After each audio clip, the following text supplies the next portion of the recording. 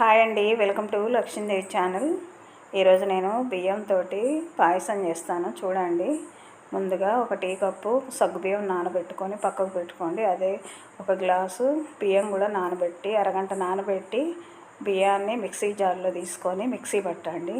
మెత్తగా అయ్యేంతవరకు పట్టి పక్కకు పెట్టుకోండి. మరో గిన్నె పెట్టుకొని 2 చెంచాలు నెయ్యి వేసి బాదం పప్పు జీడిపప్పు వేసుకొని వేపుకొని పక్కకు పెట్టుకోండి.